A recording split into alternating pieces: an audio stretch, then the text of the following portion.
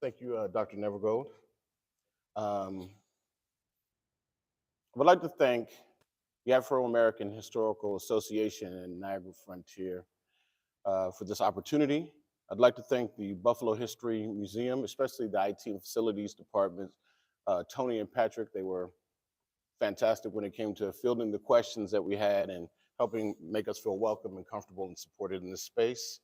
I'd like to thank the Race Card LLC and our secondary moderator this evening, this afternoon, Keziah Pearson, for graciously agreeing to facilitate the question and answer section of this talk and presentation.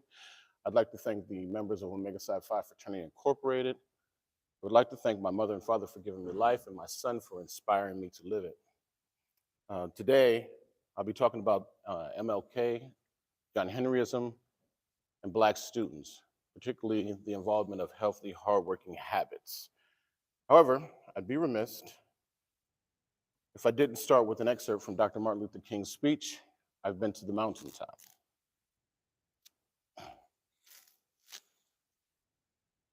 Well, I don't know what will happen now. We've got some difficult days ahead. But it really doesn't matter with me now because I've been to the mountaintop, and I don't mind. Like anybody, I'd like to live a long life. Longevity has its place, but I'm not concerned with that now. I just want to do God's will. And He's allowed me to go to the mountain, and I've looked over and I've seen the promised land. I may not get there with you, but I want you to know tonight that we as a people will get to the promised land. So I'm happy. Tonight, I'm not fearing any man, and I'm not worried about anything. For mine eyes have seen the glory of the coming of the Lord. Dr. Martin Luther King gave that excerpt. Okay. Dr. Martin Luther King gave that speech April 3rd, 1968, a day before his assassination. To that point, he had been a tireless steward for social justice. He had delivered over 2,500 speeches in an 11-year span from 1957 to 1968 up to the last speech that he gave. And he had been beaten, jailed, harassed, his house was bombed. He had been stabbed. With his family home, he had his house shotgunned into, and he never wavered in his tireless endeavor to ensure that Black people and other people who suffered under the oppression of white supremacy had a voice. And he was a champion at 5'7", 152 pounds. But that level of endurance, that level of tenacity, that level of never stop, that perseverance has a cost. He suffered from depression. He suffered from anxiety. He had other challenges that he was faced that were symptomatic of all the energy and all the effort and all the hard work that he was doing at a tenacious rate to overcome barriers. And that strategy that we use is called John Henryism. And it's part of the reason why we have the notion of we have to work twice as hard to get half as much. But when faced with racialized barriers, those of us who choose to take on and tackle those particular barriers will find ourselves under a tremendous amount of stress for an extended period of time, what does physiological harm to you. And there's another population that experiences this level of John Henryism and utilize this in order to succeed, and that's Black students. Black students are faced with a great many barriers that impede education. And in order to be successful, many times what we tell them is work harder, work longer. And we use some really unhealthy habits and try to, and we use words that don't really fit, like grit, as if there's a choice. But at the end of the day, Dr. Martin Luther King believed that through his hard work, he would sacrifice himself in order to ensure that others see a brighter day. And this piece that I'm going to ready to do is, it encapsulates that particular spirit. The good cop gets up early morning.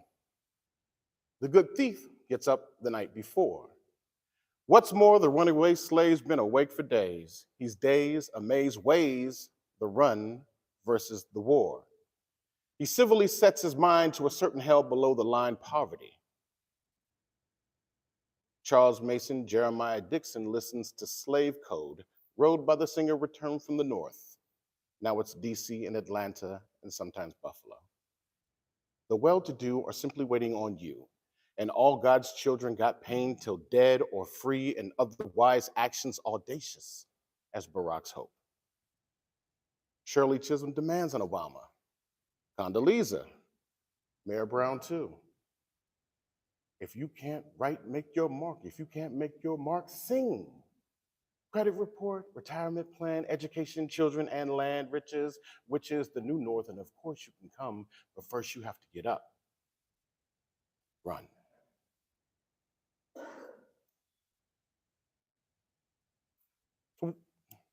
So what is John Henryism? Sherman James in 1982 was examining a particular malady and health crisis within the Black community. He noticed that affluent Blacks and well-educated Blacks were suffering from heart disease, hypertension, depression, anxiety. Sounds familiar? And he set about studying that, and he did that through qualitative methodologies, interviews, observation, gathering the clinical background of these people who were suffering and seemed to have a good life. Things seemed to be going well. And all of a sudden their health was just deteriorating. And what he discovered is Black people, when successful, experience racism differently than those who were unsuccessful. Because many times when you're successful, you get isolated. Everybody doesn't make it with you. So you're targeted specifically. And then you work twice as hard to get half as much, or you decide that you're going to engage the racialized barrier with a tenacious effort and then overcome it. All of that follows with you. And what I'll be talking about now frames the experience of Black students as they go through John Henryism. So there's some definitions that I need to point out for you. Psychological allostatic load. What is it? So allostatic load by itself is the body leaving homeostasis and overtaxing, overburdening its physiological coping techniques, right? So when you add the psychological piece, which comes from Dr. Richard Lamb, he states that you have to look at the psychosocial stressors that impact a person and see how that works with their biological makeup and how their central nervous system is impacted. That is to say, if you stay stressed out too long, your body's going to start to fail you. And you have to consider the psychological aspect of whatever barriers that you're facing. So it's cyclical. For the purpose of this talk, I'll speak of minoritized students, but I'm interchangeably saying Black students, Black and brown students, urban students, and minoritized students. And the concept of systemic barriers, well, we look back far enough and we understand that racism does exist, that poverty is intentional. There are some things that occur that um, we don't have to look far to find instances of institutionalized racism or systemic barriers that exist and impede children having a fair shake when they look a certain way. But yet and still, we expect and we encourage and we facilitate and we ensure that they overcome if they have that desire. So we have special programs for that. And the work that I did was with the University of Buffalo Medical School with the postbac program under the leadership of Dr. David Milling. And I looked at the medical school students who were, I looked at the medical school students who were coming in with a bridging program, which means they would have been accepted to medical school, except they didn't have quite high enough GPA, but everything else was great. Or their test scores, their entry test scores to get in were not high enough, or they were missing a particular course. And I chose these particular students because many times when we look at Black students, we make excuses for reasons why they leave or why they fail. These are instances in which these are our best and our brightest students who are still experiencing these maladies and having these health implications based off of their experience in undergraduate school and the racism and systemic barriers that they faced. So there were 6 categories in which I looked at, subcategories in which I looked at using the trauma symptom checklist. And it's a survey that looks at post-traumatic stress symptomology. And you see here, anxiety, depression, dissociation, sexual problems, disturbances, and sexual abuse trauma index. Now, these are symptoms. These are symptoms of the systemic barriers that they're facing, right? They're not, they didn't come into school with these issues showing up. They were present in their undergraduate experience. And in the development of a biomarker profile, I looked at the heart rate development, heart rate variability, blood volume pressure, electrodermal response, and skin temperature. So that indicated what was going on with them physiologically at the same time, how that was being expressed at the same time as how their trauma was being expressed. And from that, I looked to see if the what was happening to them, their bodies, the depression, the anxiety, the hypertension, and the heart disease, if that was consistent with what was going on with the literature. It's important that I note that there are 4, let me go back. There are 4 variables that urban students face that's consistent across the board, whether that be in large cities, mid-sized cities, or rural cities rural towns that have urban characteristics. According to Richard Milner, those are homelessness, social context policy, school funding, and family involvement. And I should probably note, because it's very accessible and important, that family involvement is not the parents coming in and advocating for their child to keep them from getting in trouble or whatever the case may be. It is more of them serving as a guide or a translator, because parents understand how adult systems work, and they also understand where their child is coming from and what structures are occurring at the house. So if they're able to bridge that gap, there's that word again, bridging gaps. If we're able to bridge that gap and communicate more thoroughly, we can then make it a more productive and successful and healthier learning environment for kids, or from Black students. What's the research saying? Okay. So, what do we know about allostatic load? Well, there's not a lot of work not a lot of work that has been done with allostatic load or psychological allostatic load with regard to Black and brown folks, and specifically the student experience within the Black and brown community has not been looked at with regard to psychological allostatic load. So that was why it was important to do that. With regard to John Henryism, the focus has been on particularly historically disadvantaged people, but broadly. It wasn't looking at students, and it wasn't. It also focused more on qualitative work. And with my work, I did a mixed method of qualitative and quantitative. So how did I do it? How did I show that I knew what I know? All the students had to identify as Black or brown. That's important because how you choose to identify yourself informs how you embrace a system. It informs how Martin Luther King embraced, America and how he taught to them. How a student chooses to identify themselves informs how they're going to look at school, what's going on at home, how their cultural identity, what their strategies are, how they go about living, right? The screening. As I said, I used the trauma symptom checklist.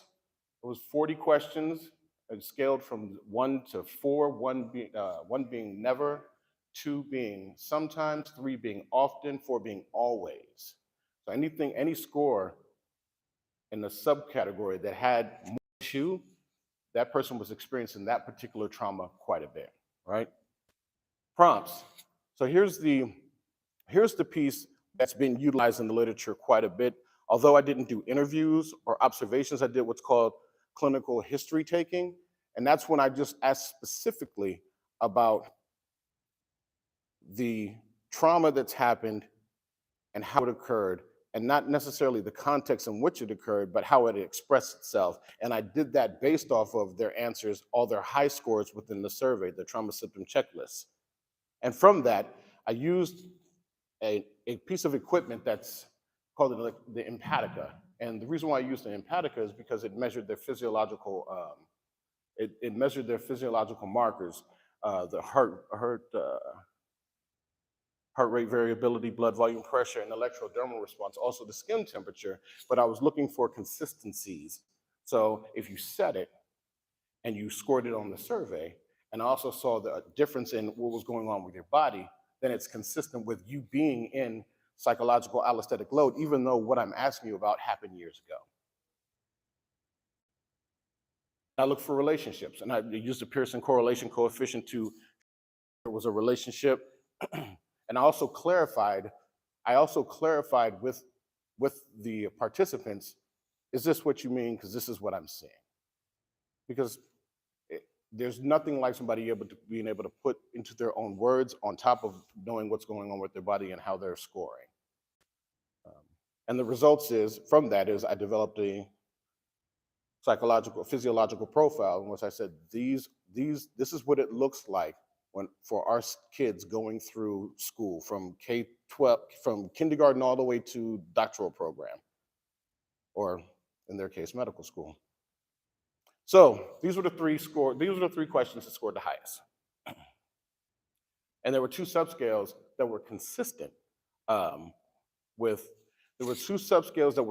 what I was seeing going on in their bodies, right? And that was sleep disturbance and interpersonal problems. And question 6, across the board, was often, right? Question 8 and question 22 resulted in the same thing, but it was significant that I had 2 in sleep problems, because it is not to say that this didn't show up with other students, or it wasn't that other subscales weren't showing up. It's that these were the highest and they were consistent. So feeling isolated, losing sleep, and not feeling rested in the morning were what the questions were. So this is so you'll see here, this is peak 1, peak 2, and peak 3. We established the baseline at 80, and this is how their heart rate variability was measured. important that I note when using the Empatica, there are three grades. There's consumer grade, there's hospital grade, and then there's research grade. And the Empatica is research grade. This is what they use to develop medicine. This is what they use to identify. This is all right. 1 second, y'all.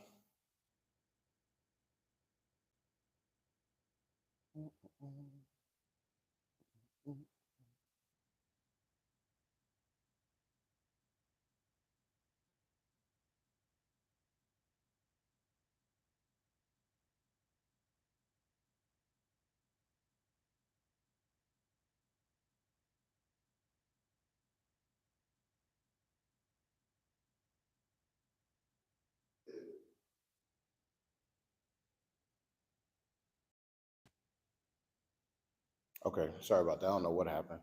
Um, so heart rate variability was consistent with interpersonal problems and sleep disturbances. And you'll notice here that there were peaks that existed when asking the question in the clinical history taking. So during this process, I was speaking to them about what they scored high in and asking them to elaborate on it a bit. And you'll notice that the peaks in their physiological presentation, the heart rate variability, were consistently high. And that's how I got the score. Let me.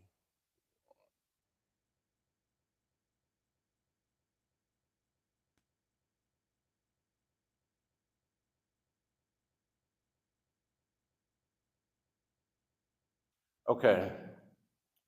Bear with me, y'all. The laptop's acting a little wonky. Electrodermal response. So what electrodermal response is the sweat that happens, right? It's when it's the elasticity, it's your ability of your skin to conduct electricity across the board. A lot of people just think of it, oh, you're sweating, right? But it's the moisture that's within your skin that conducts electricity, and its presence is indicative of things like anxiety or nervousness.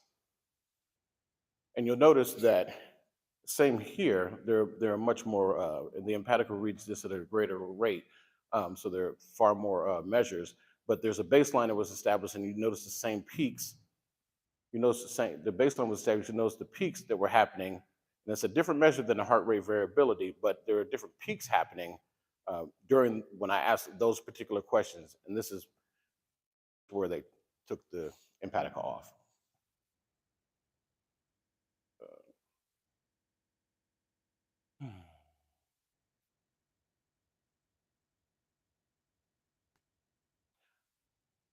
So it was important to me to find out how feasible it is to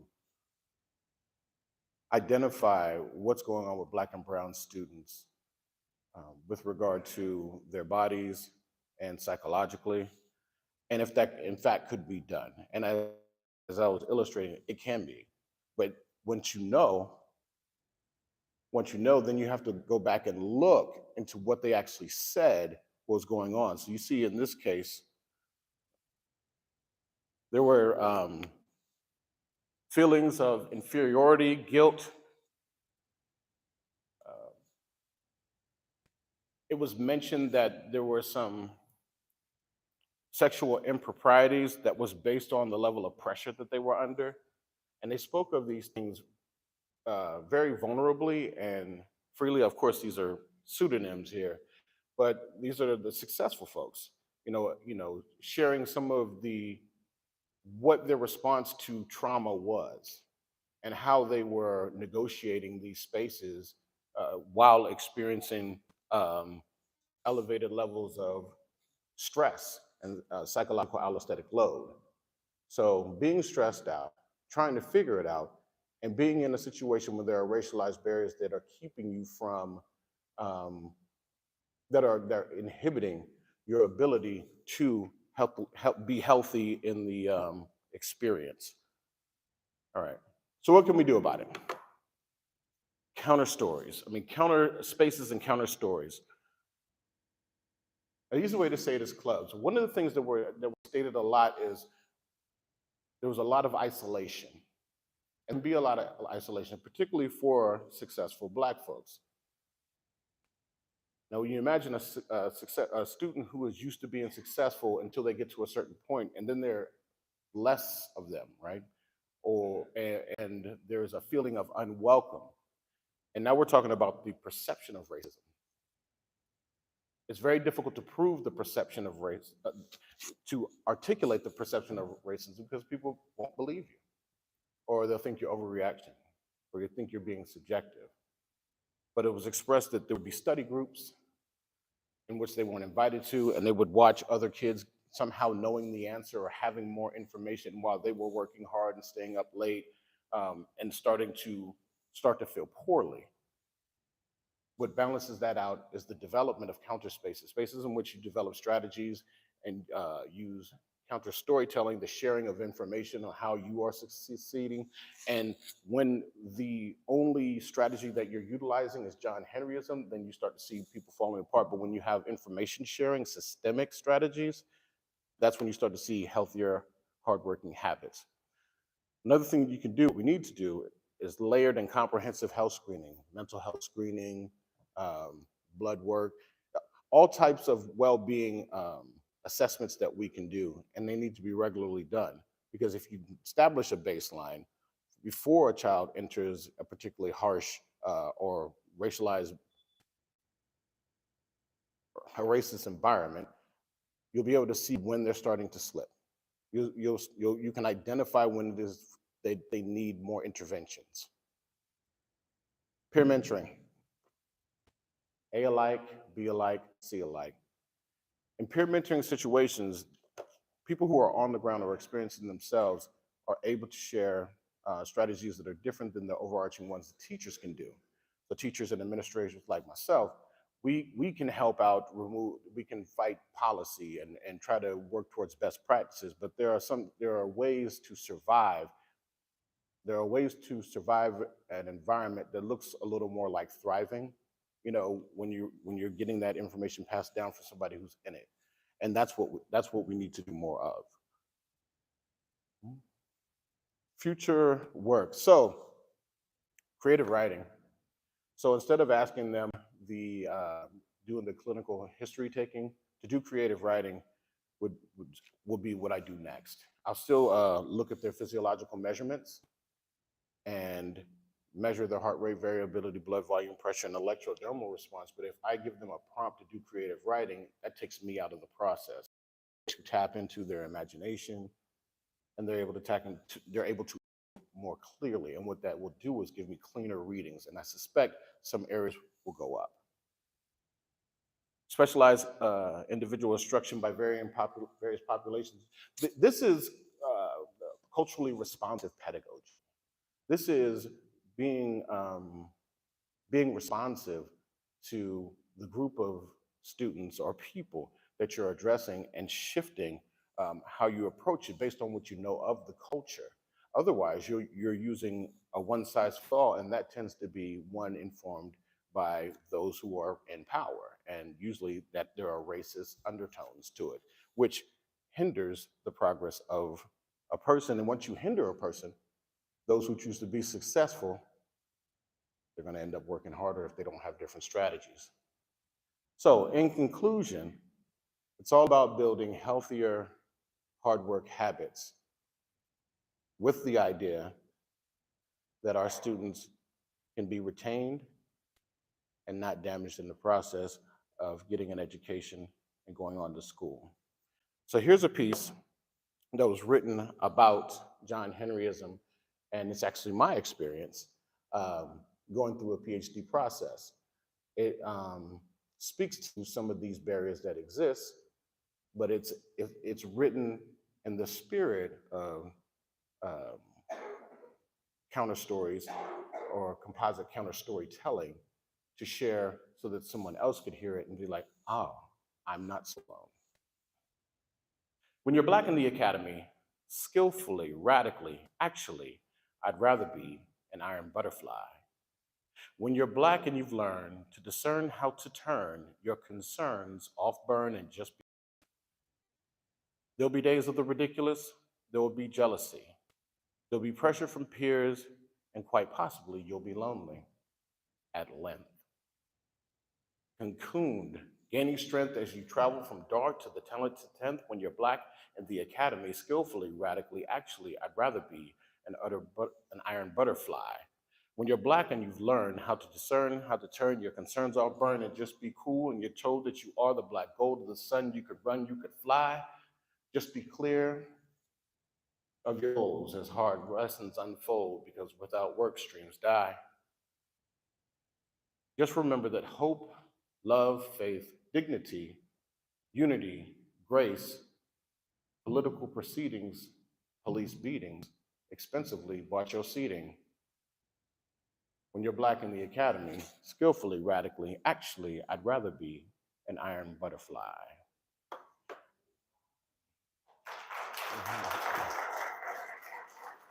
Mhm. Thank you, thank you, thank you. I appreciate it. Now for the question and answer portion of this presentation, and you're in for a treat. I'd like to introduce Miss Keziah Pearson. She graduated with her master's degree in Humanity and Film Performance at the University of Buffalo. She is the co-founder of the Race Car. She's a director, writer, producer, and published author of a children's book, The Citizens of Forest Edge. Please join me in welcoming Keziah Pearson.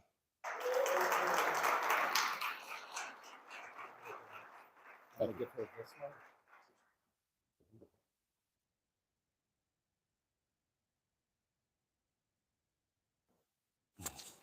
On.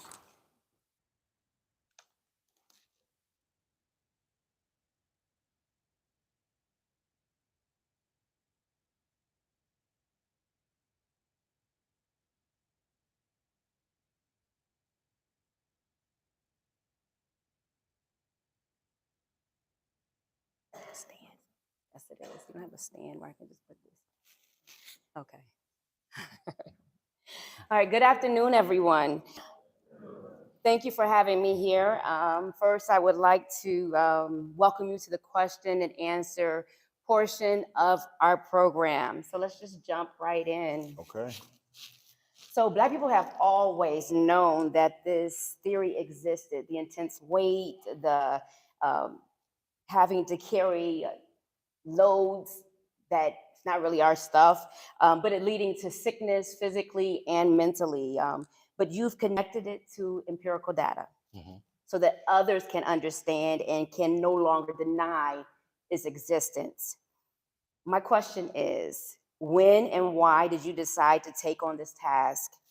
What was your moment, the experience that caused you to say, I need to quantify this for my people?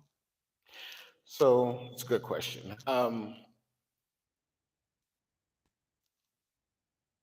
I was working in the neurocognitive science lab, and I was thinking about how I could use all this really cool equipment. Had FNIRs and EEGs, and how I could use that to help Black people within the academy. And one of the things I knew that we experienced heavily was the amount of pressure and what it was doing to us. And I was that everything was interviews, but I talked with enough people who were like, that's just their, they just took it the wrong way. It was very subjective. I decided that if I can put a number to it, they find it harder to argue with us. So what are some of the recognizable signs? So for the average person, I can see that, oh, I need to go check in with myself. I need to go get help, or that I need to go, when I see a student or I see a child, I need to go get them some help. It's a great question. And I was stating that what was triangulated between the clinical history taking through the trauma symptom checklist and what I got from the Empatica, isolation and sleep problems. When you see somebody starting to isolate, All right. when you see somebody who's not sleeping well, that's a marker that they're probably employing John Henryism. They're probably working really hard and not engaging in enough self-care, or there's not enough interventions and it's causing traumatic it's causing a traumatic experience, Okay. and it's expressing itself through lack of sleep and isolation. What are some of the what can an individual do to help mitigate some of the problems on a smaller scale, and what can the collective do to help mitigate these problems? Facilitate space. Facilitate space for specific populations to gather, and with the with the purpose of developing strategies to successfully negotiate schools or job or whatever the case may be. Um, so it could be a golf club. It could be a golf club that's at the school district, and it targets a particular population. It takes them out, fellowshipping, but also strategizing on, hey, well, what's your experience like? Given the opportunity to talk, and once you start talking, that's the missing. We're not often vulnerable, right? And then once we get vulnerable, we get like one shot.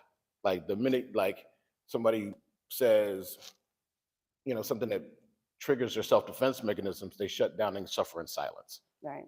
And when you get peers around, they're a little more loose. They use the right language more often. Mhm. So if you facilitate that happening, you know, there's a a sharing of funds and knowledge. There's a sharing of communal knowledge that starts to happen. So that would be on a, I would think that that would be on a smaller scale. So I, as an individual, could set that up. What about us as a collective? What could we do to, what could we do? Mhm. Well, I think there are a lot of existing programs that really work. I think there's not enough cross sectionality to support those programs that already exist. I think there's not enough collaboration, and the allowing of the generation of like a different type of, if what we're doing isn't working anymore, then we need to mix and match how our organizations are interacting with each other, because I'll bring something to the table different than how you would, Right. and somehow when we work together in the spirit of harmony, it services and it makes it more accessible to someone else, and all they come. If we were just talking about black professionals, because initially James's work was on black professionals, um, you have artists with professors, with intellectuals, with construction workers, with coming together and talking about their general experience and how they maneuver through this city. So basically, we all have a piece of this puzzle, and we just need to come together Correct. to make it happen. Okay. So we all take, we all look back in time and say, if I would have known then what I know now, I would have done things differently. I might have gotten more involved, so I didn't feel so isolated. What, you have a teenage son? What are you telling him?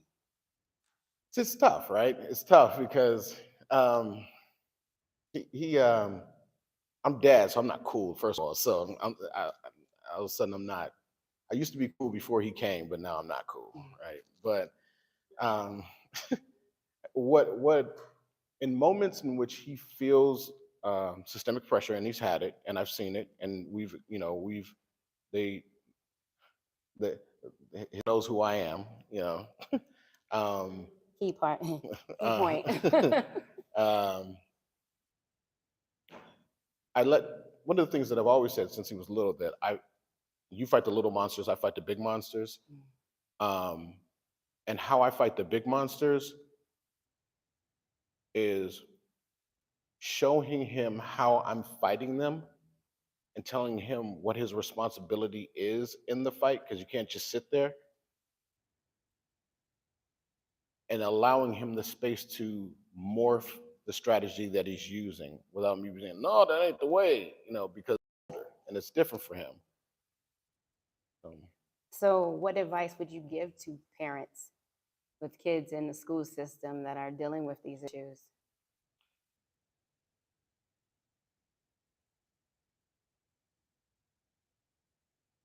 you have to You have to be involved in the school. You have to be involved. You need to be clear about what your expectations are, regardless of regardless of your own educational background. You have an expectation that you want for your child, and you have an expectation of what you think the school should be doing. You need to be clear about that, and then have a firm understanding of what their expectations for your child, wherever that is. Good. You need to be clear about what their expectations of your child is, and if they have it, what their expectation is of you, Okay. or ways that they've prescribed that you can be involved, and how they'd like to hear from you. And you need to sit down with your child and say, this is how it's going to be different when you're at home versus when you're here, and these are my new expectations based on what I know. And then checking back in with both. Mm. So, something that you mentioned while you were speaking, you said that unsuccessful people do not experience the same weight or the same level of racism as those striving for success. Can you elaborate on that a little bit? Absolutely. um, it goes back to James.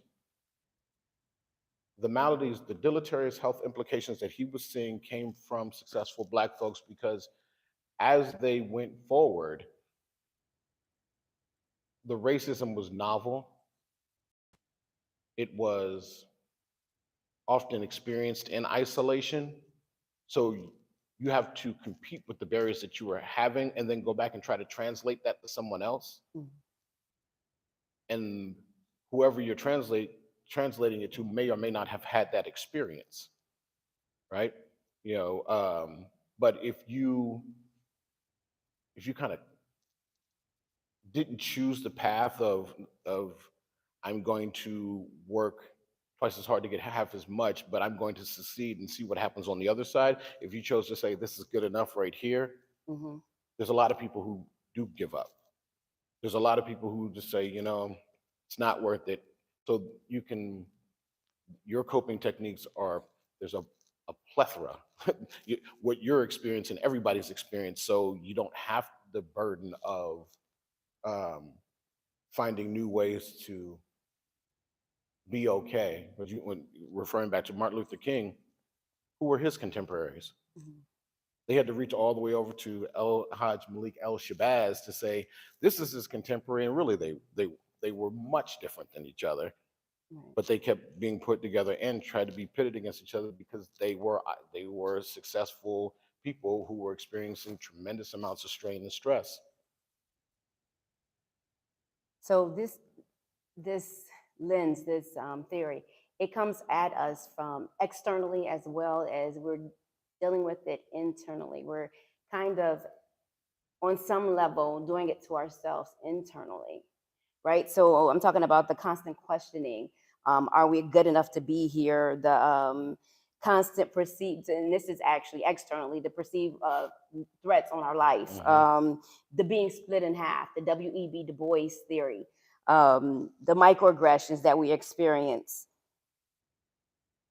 the belief that we're not good enough. We're here because of our skin color as opposed to being here because of our merit. So my question is, what do we do with all of this, considering that it is external, but it's also an internal fight that we're fighting?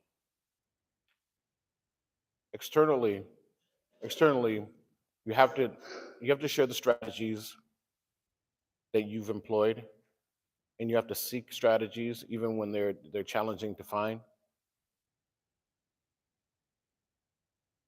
Both internally and externally, there's a need for expression.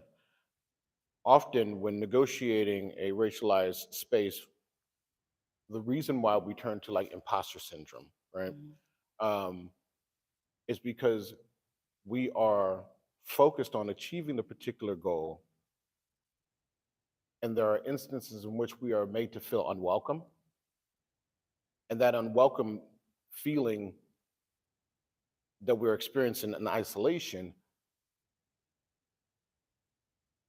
makes you wonder if you should be there. Right.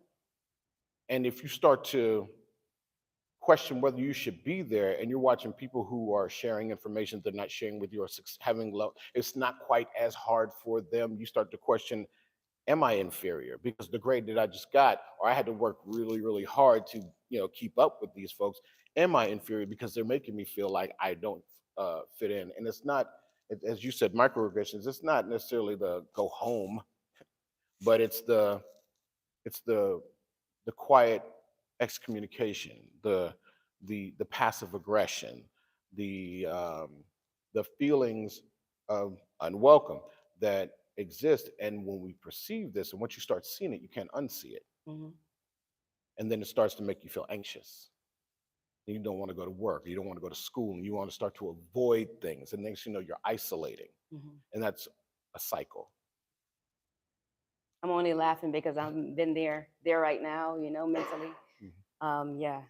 No doubt. So you mentioned in future research that you would have them do creative writing. Um, how do you think this would impact the scores, and why? I think what it does, well, no, I know what it does, is it removes me from the process.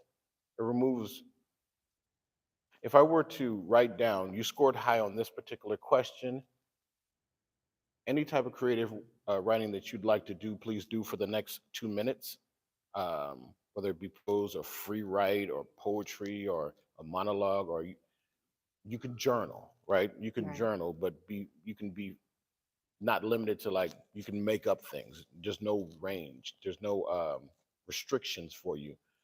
That emoting will be picked up directly from the empatica. Mhm. So and there's no interruption.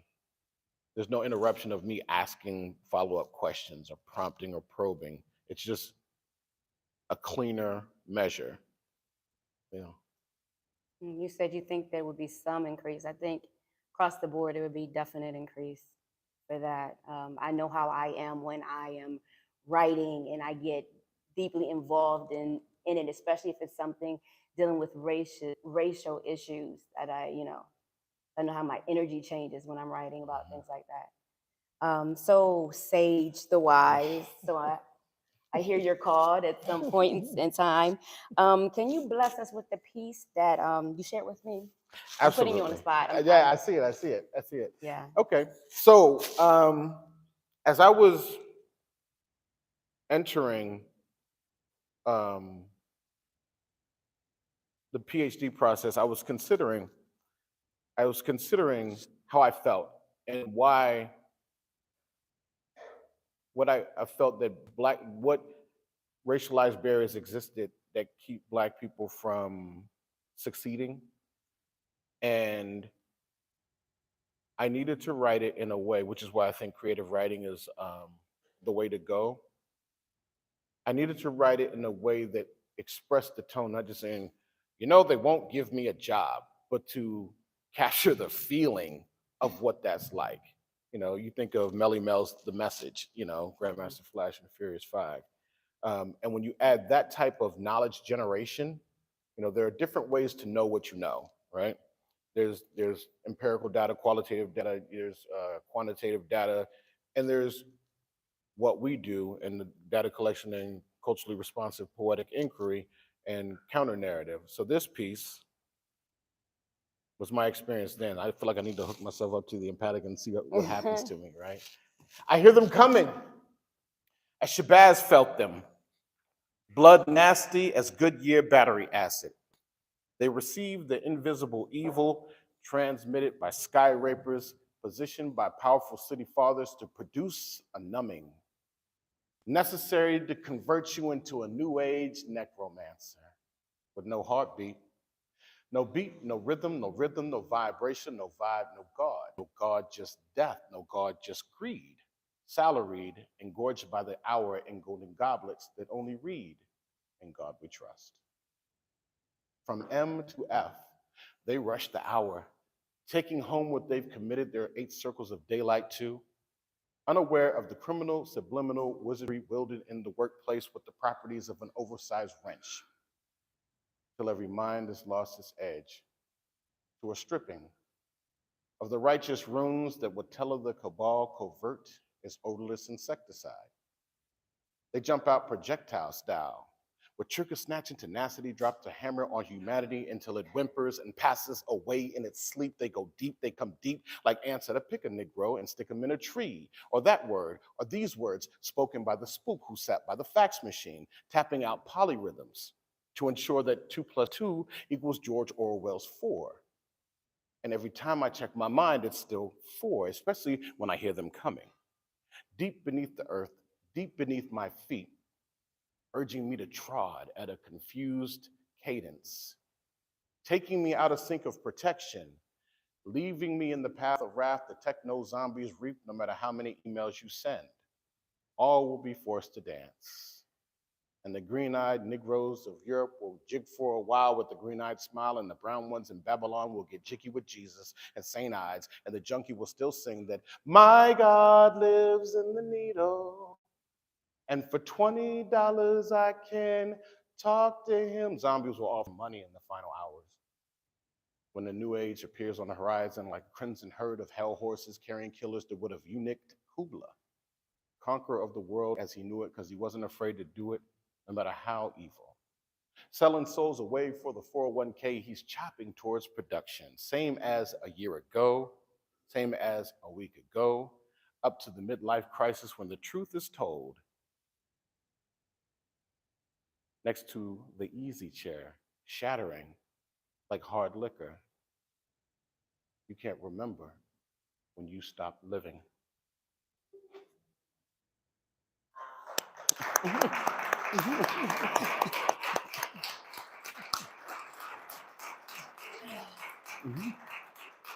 So he tells me it's page for page. That's right.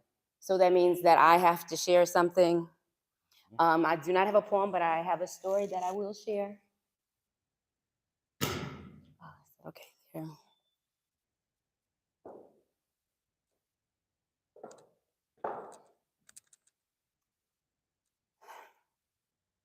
I love fresh squeezed lemonade. Makes my mouth water just thinking about it. And that tightening, because of the tartness in the back of your mouth, you gotta swallow before you can even speak. It does that. And when the sun is highest in the sky, you long for that cool drink. Want to take it down just one gulp?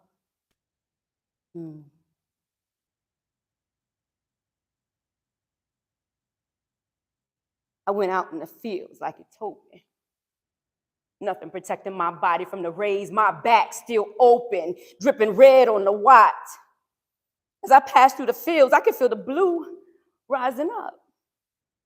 I knew that my red stain on his white cotton would lead to more blues on my back, more beatings, more bruises, more blues blending with my black. That's been my red, white, and blue. You don't see that? He told me. Go on out there and let the buzzards ravish your body. Go on down the field is what he said, only I didn't die. I didn't die at all. That's not totally true, because part of me did die. The part that was willing, the part that needed to die. But instead, I found 2 herbs that my parent told me about. One was for healing and the other, well, I chewed the one up to a paste, put it on my back as best I could. The other I held real close, just in case. It was about a day or so before the pain allowed me to open my eyes and scream. Sometimes pain, it hurts so bad you don't even feel it. Till you come back from touching death. You want to know about my strength? Don't ask me. That's God. When I could, I got up, I started walking past the neighbors from the slave quarters. They were pulling and tugging, trying to get me to stop. Some of them stood there, staring, mumbling. She not dead. but I couldn't be stopped. The reflection of the big house illuminated in my eyes. Even my mama ran over, grabbed me by the arm, pulling me down, saying, "Run, baby, run the other way. They think you're dead, so just run." Imagine a mama telling her child to leave. A mama knowing that and telling her child to leave, she may never hear or see them again, yet with every inch of her being, she pleaded that I do just that, to run. But my feet stayed steady, straight for the self-proclaimed master's house. When I got there, I hid out back near the kitchen till it was high noon. Same time as I was stripped of my clothes and told to go die in the field, fresh squeezed lemonade. Because I wanted him to drop right where he stood. But then Sally, the house Negro with her live bright face, high yellow skin, jet like waving hair, come out, grab me by my arm, talking about, "You don't want to do that." I snatched my arm away and said, like hell, I don't. She grabbed me again and repeated, "You don't want to do that." We locked eyes, mine shooting darts, spitting fire, ready to kill her. Hers were angry, yet welcoming.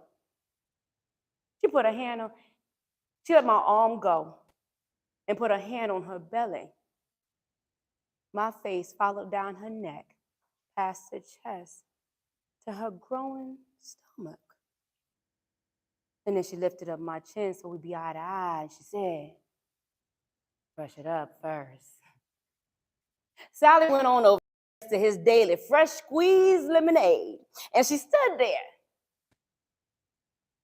while he patted and caressed her backside. Her body was stiff as steel, face empty of emotion. And then the missus come busting out the door. I thought for sure she'd seen me. I thought I was caught, but she didn't. She walked on over to Sally and smacked her so hard that it looked like she tried to knock her face clean off her head, talking about she was baiting Mister, making him touch her. Sally took a deep breath, and a single tear rolled down her left cheek.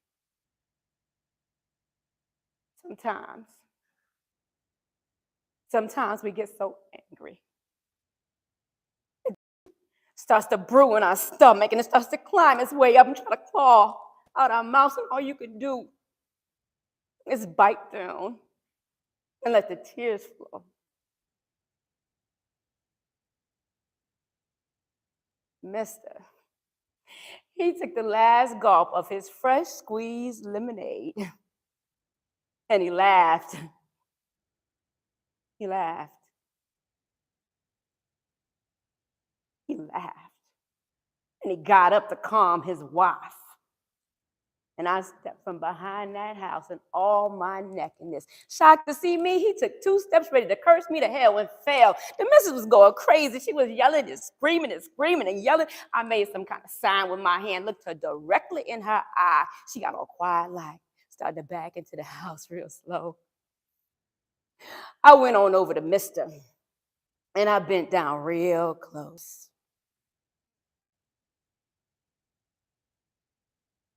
So close that I could feel his breath on my skin.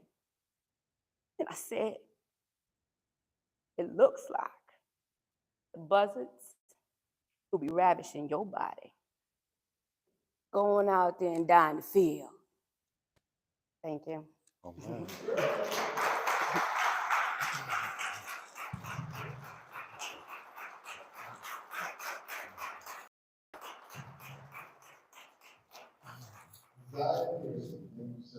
Josiah. You have any questions? Made me do that.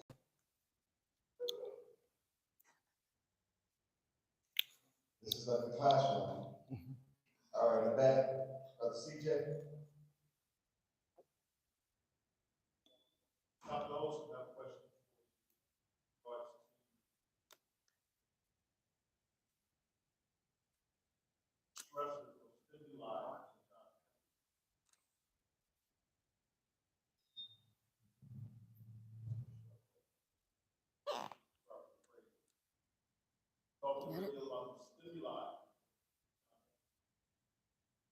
some of the creative forces?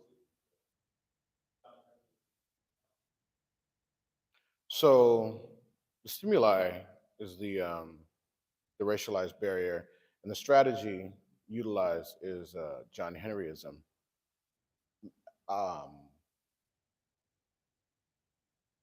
because it's what we've known and it's a cultural response, because it's what we've known and it's a cultural response to any type of hardship that we encounter, it's based off of our inability to determine what is what healthy engagement looks like, because for there was a period of time when people who looked like you and I were forced to work, as was relayed in the monologue, were forced into situations where was no other option but to continue to go forward, right?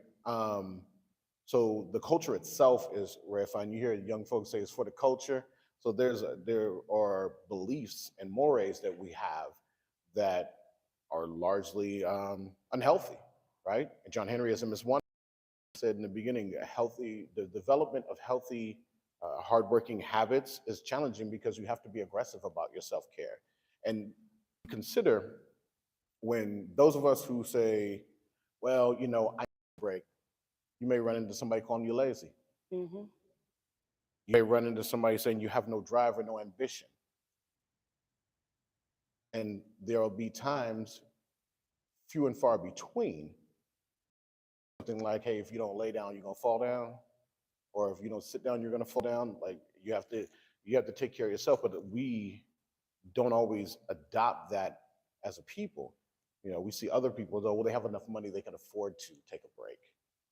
And we always have that burden of wanting to not seem as though we are not being productive, as we are the stereotype threat that we are shiftless in some way, that we're lazy in some way. So that with regard to a stimulus or stimuli, that would be what reifies John Henryism. Hmm. Thank you. Thank you.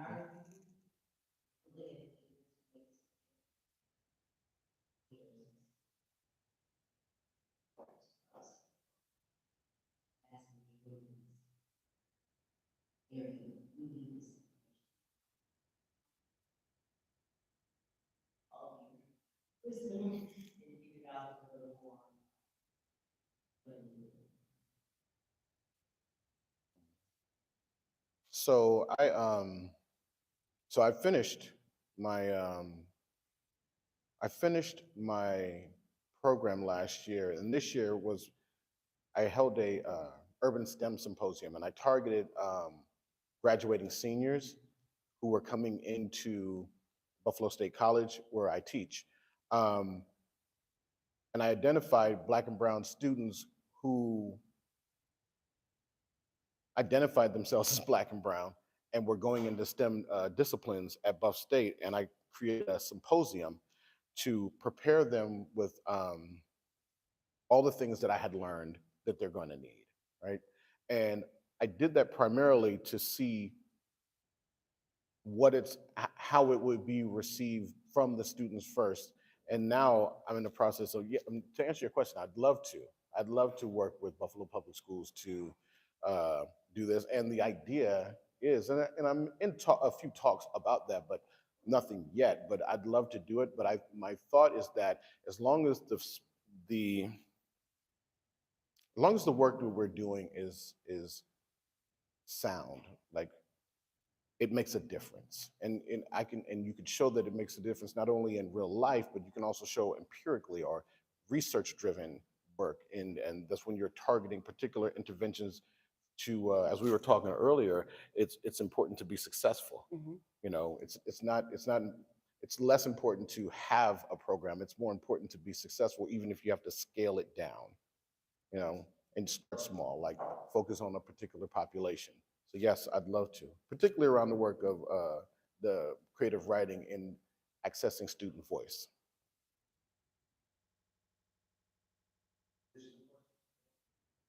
In the back.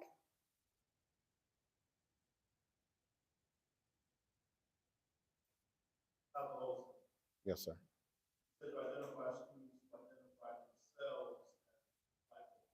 Correct.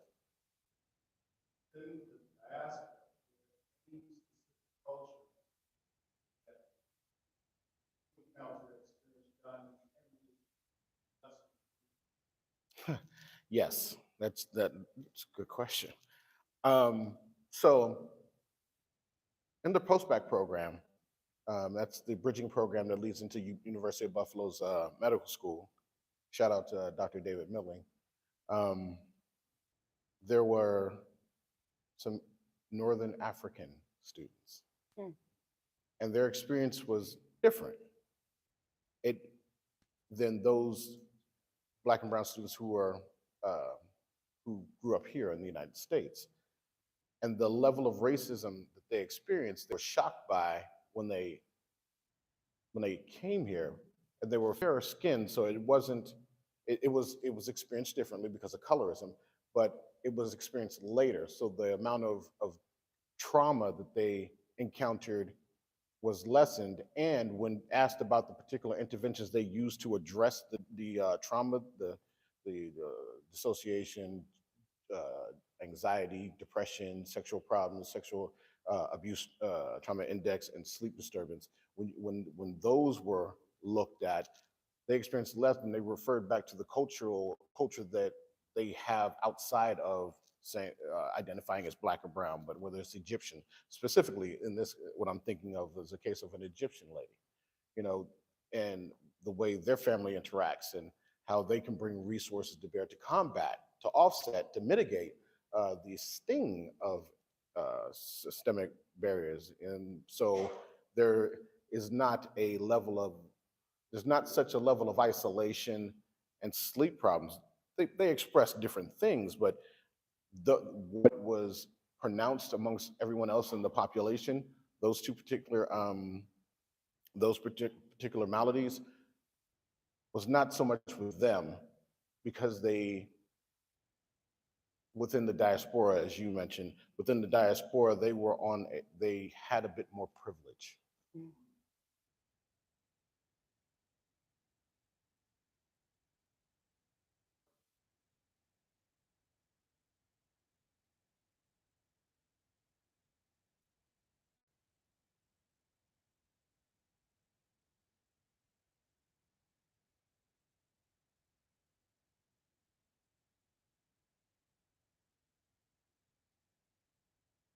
Hi.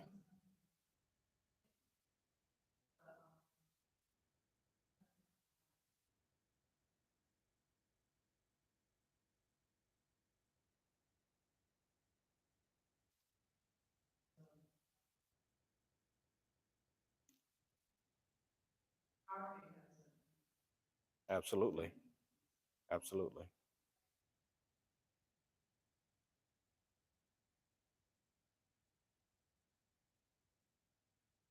Oh,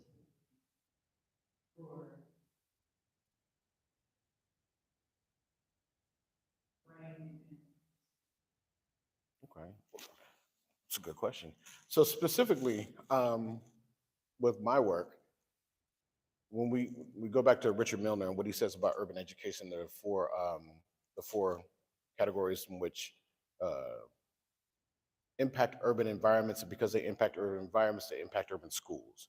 And when they impact urban schools, they impact urban students. Homelessness, um, that's a that's a that is a symptom of poverty. Um, Resources, family involvement, and social context. So when you consider the the stressor of poverty and how it relates to those other things, and how that's the environment they're coming from, the strategies that they develop and how to survive within that community, they take those strategies into the school and try to use that within that system. And then teachers have the job, which is a, there can be a study on how John Henryism impacts teachers in these urban environments, because there's a lot that those same those they're in the same boat with the children, right?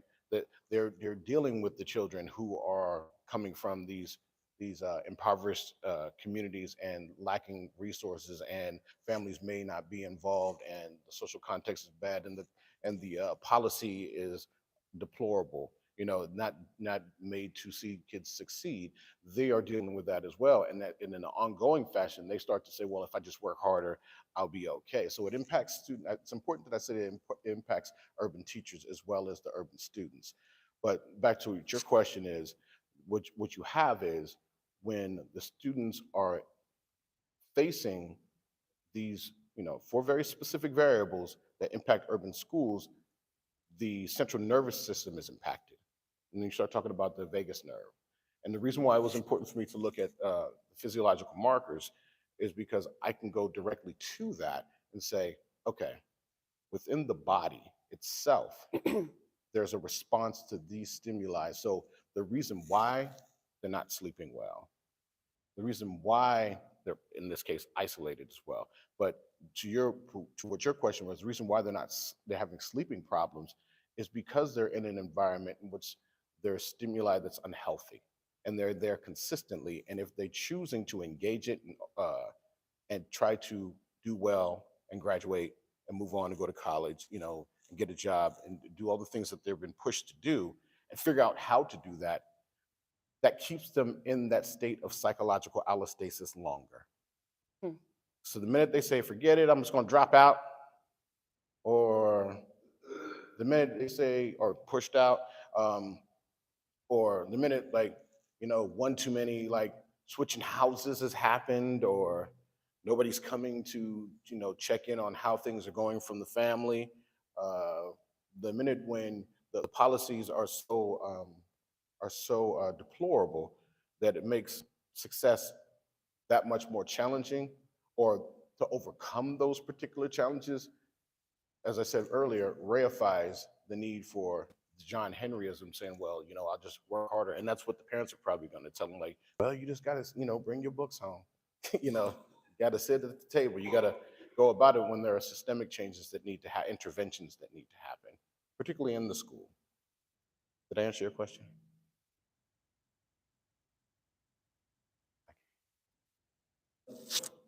Wow.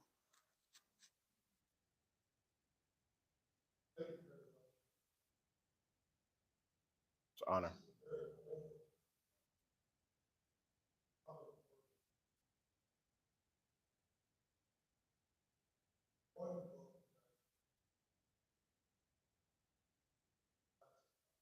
Okay. Okay.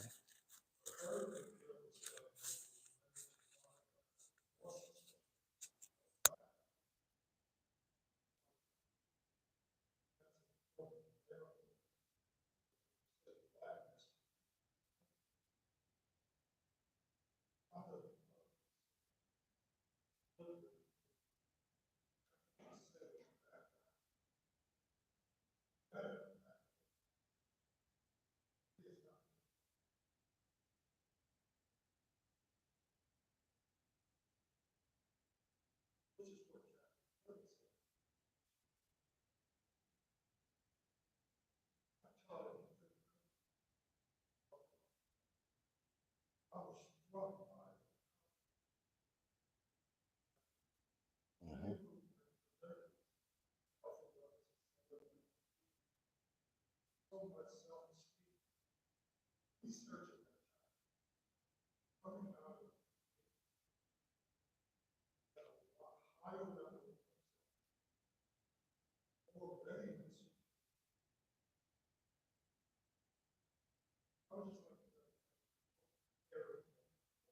Mhm.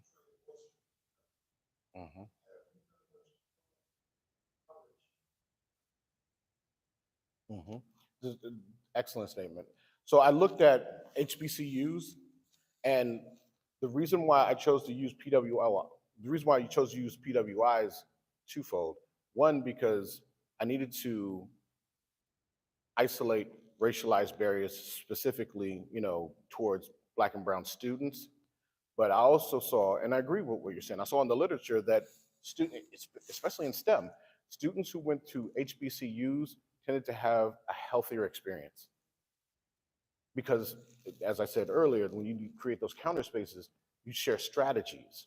So when you're around people who look like you, the peer mentors, the A alike, B alike, C alike, when you are around people who are looking in the same direction that you are and have some culturally similar experiences, then it tends to mitigate the need to just rely on John Henryism, right?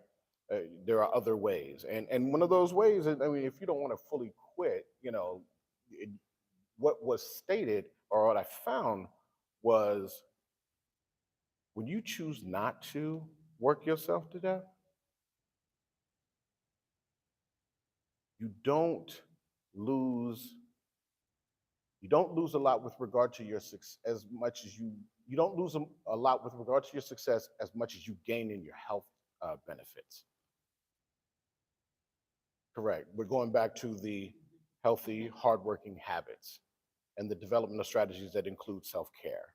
And a lot of that is the gathering of people and the sharing of information. And you stated that you asked me if I had looked at the cross section within John Henryism between HBCUs um, and PWIs. No, I didn't, because I saw that HBCUs were doing better in STEM. And one of the questions that were asked to me, why am I just focused on Black and brown STEM students and why not white folks? I said, well, because there's a lot of evidence that shows that Black and brown students have it harder going through. We get pushed out, dropped out, we get convinced that we don't belong there. There's a whole lot of evidence that exists that there's a need to look at that. To answer your question. Thank you for sharing.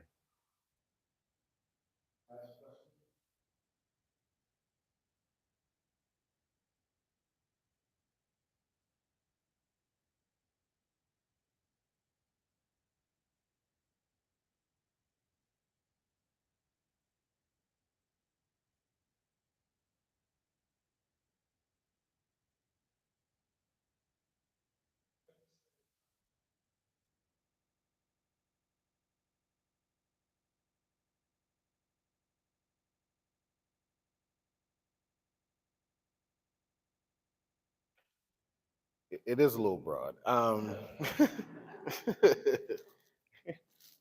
right. My thought is that affirmative action is akin to, it is the reason why we have bridging programs like the post-bac program that understands that there are social ills that plague Black people, and it plays Black people systemically. And because the education system is within the context of this country and the historical context and how Black people were treated in this context, like it was illegal for us to read, right? So not having that particular head start, it's necessary to intervene. And if we are not doing affirmative action, or if they are choosing to modify affirmative action, it's not going to take away from the need for the mitigation. It's not going to take away from the need from the intervention. So HBCUs, this is my opinion at this point, HBCUs are a fine example of what it can look like to work well when it does work well, because sometimes Black students tend to leave HBCUs to go to PWIs for a more solid structure, although they are, committing themselves to being second-class citizens in many ways. My thought is that if affirmative action is a blueprint, then both HBCUs and PWIs need to follow them, and in most cases, it's strictly it's strictly. How the Bills doing?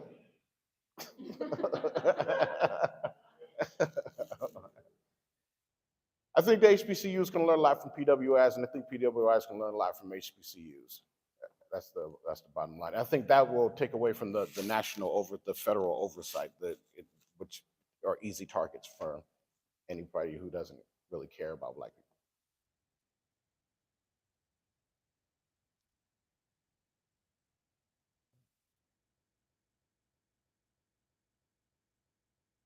Can we give a hand to Dr. Hoston?